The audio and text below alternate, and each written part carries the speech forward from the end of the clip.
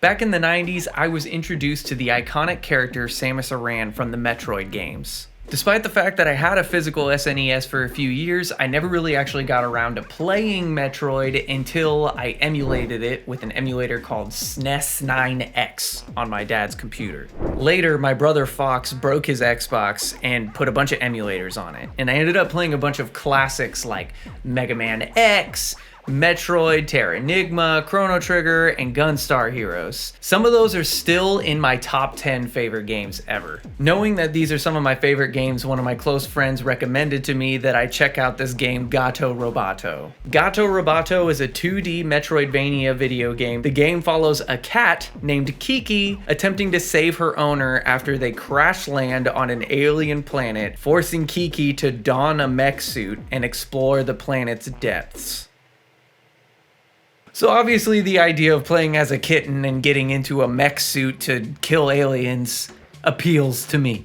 I don't know about you, I feel like it appeals to everybody. So if the plot wasn't enough, there are a few other things about the game that are really interesting and cool that might make you want to pay attention. Graphically, the game is as simple as you can possibly go. It's literally one bit. It's either black or white. There's a soft mode in case that's too harsh where it makes it gray and white, and as you progress through the game you start to get new color palettes. I really like Starboard, it was like blue and yellow, so it creates this really cool binary pixel vibe. I imagine creating 1-bit characters that were well detailed enough that you could tell what they are was probably a unique challenge. We all have seen how with limitations like that sometimes the result doesn't pan out the way that you hoped it would.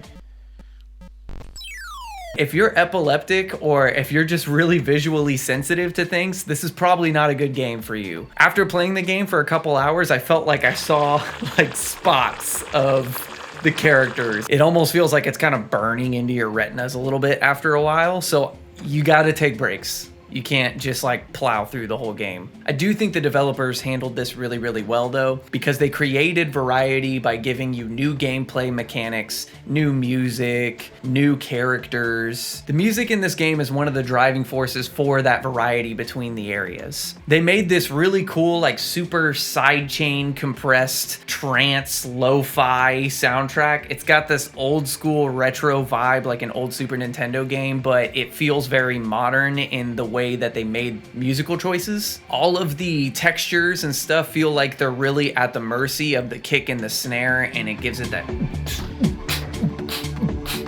kind of vibe, which really just drives you to keep going when you're playing. It made me really want to get into some more synthesis type of stuff, but I'm not particularly good at that yet. That's definitely a new skill set for me, so I played it on guitar.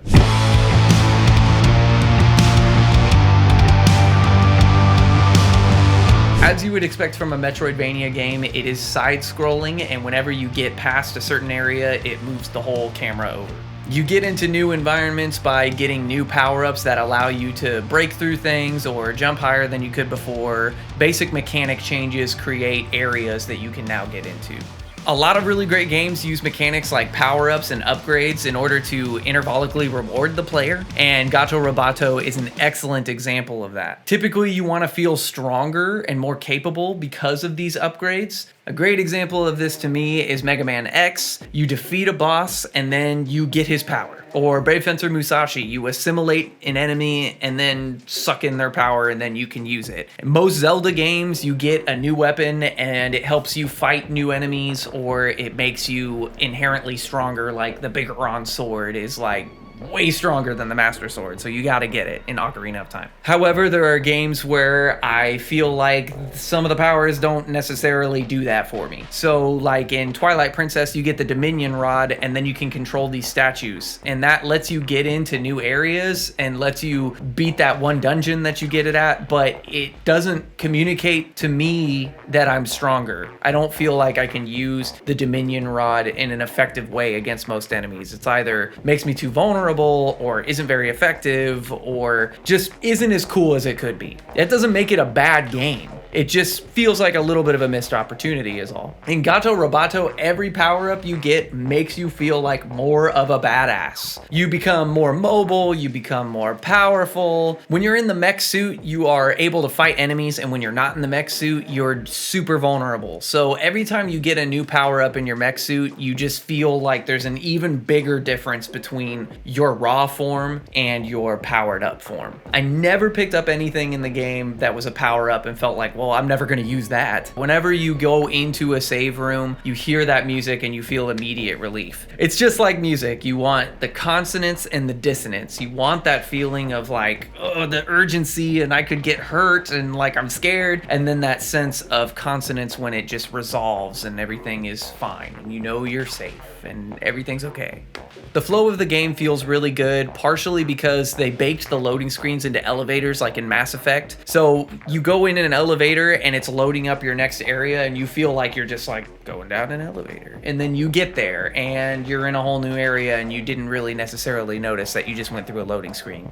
The game has such a great sense of humor. It's constantly cracking jokes. The characters interact in these really silly ways, and there's this dark past that you feel like you're uncovering the whole time. Like, why is this planet like this? This is so crazy. The game's only a few hours long, like 3 to 4 hours long, so you're really not making that big of a commitment to play it. It's also not exceedingly difficult, so it's just a lot of fun. It's really brief. It's not expensive. You can get it on Game Pass, which is what I did. It's pretty low commitment, it's low risk, it's a lot of fun. I can't recommend it enough. Check out Gato Roboto.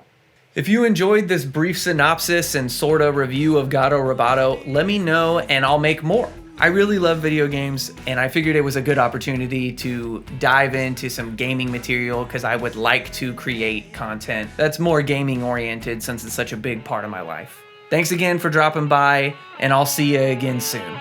Bye.